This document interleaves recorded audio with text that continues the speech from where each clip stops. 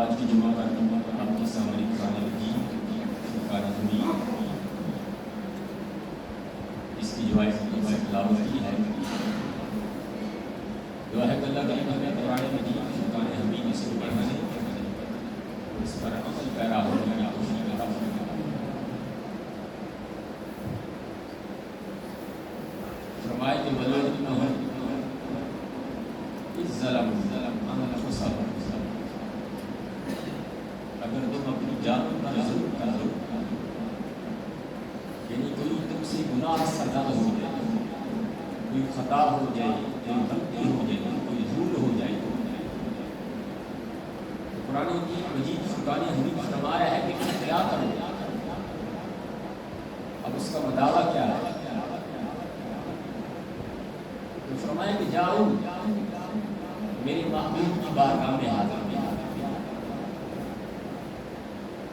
اور پھر وہاں پر محبوب کی بارگاہ میں جا کر کیا کرو؟ فاستغفر اللہ،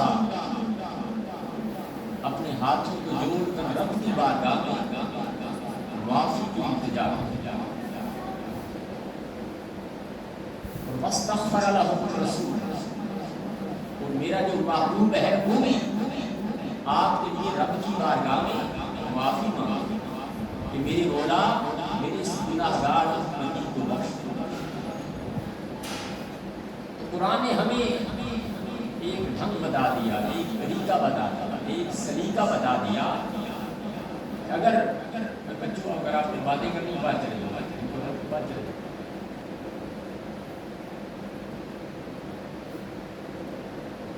تو قرآن نے ہمیں ایک جو ہے وہ طریقہ بتایا، ایک ڈھنگ بتایا کہ اگر ہم سے گناہ ہو جائے، اگر ہم سے کوئی خطا ہو جائے، کوئی غلطی ہو جائے، اس غلطی کا جو مداوع ہے،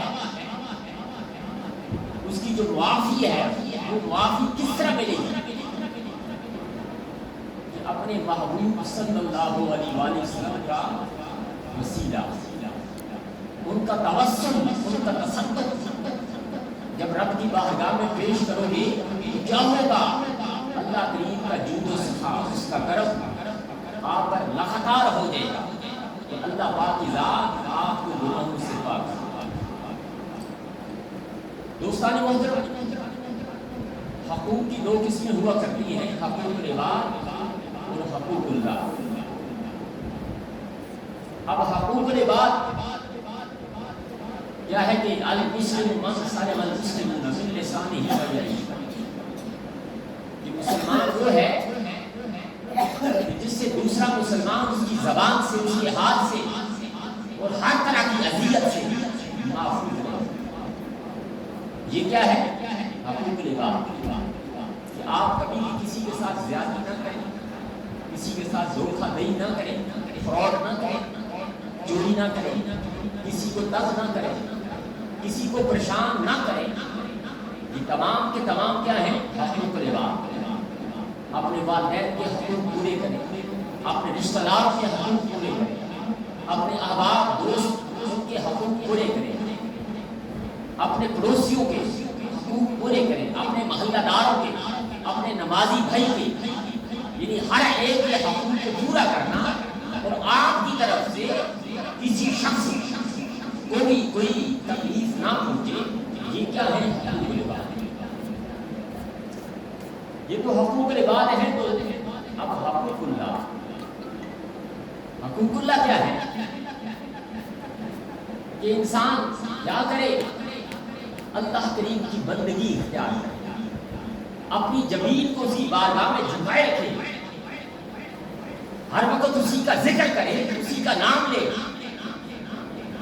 کیا کرے؟ اسی کا نام لے. اور جب انسان سے کوئی گناہ ہو جائے، اس گناہ کی معافی کے لیے اپنے رب کی بارگاہ میں سر بہ سر ہو جائے. یعنی کبھی بھی انسان کے جسم سے ظاہری طور پر اور باطنی طور پر کوئی گناہ سرزد نہ ہو. یہ کیا ہے؟ حقوق اللہ. یعنی انسان کبھی بھی اپنے رب کی نافرمانی نہ کرے، اپنے رب کی نافرمانی نہ کرے. کبھی انسان سے کوئی گناہ سرزد نہ ہو. اگر ہو جائے تو پھر کیا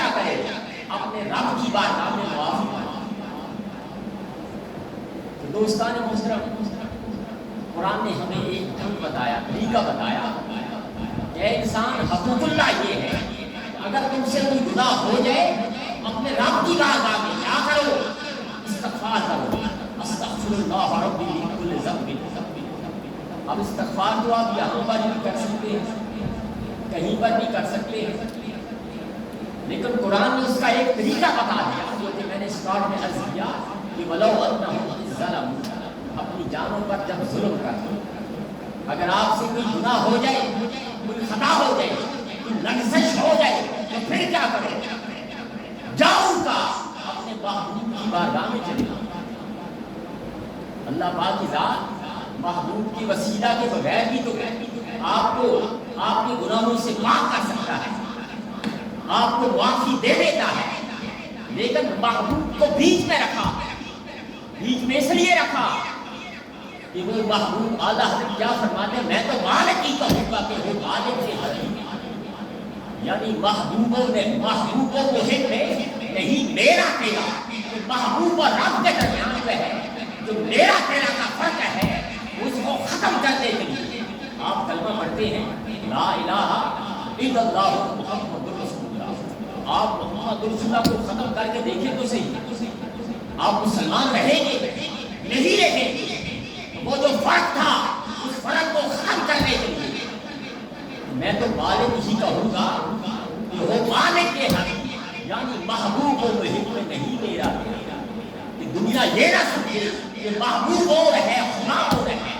اس فرق کو ختم کرنے کے لیے محبوب تو بندہ ہے محبوب تو بندہ ہے وہی تو رب ہے لیکن اس کے درمیان جو فرق ہے اس فرق کو ختم کرنے کے لیے اے میرے بندے تم سے گناہ ہو گیا خطا ہو گئی میں تجھے معاف کر دوں گا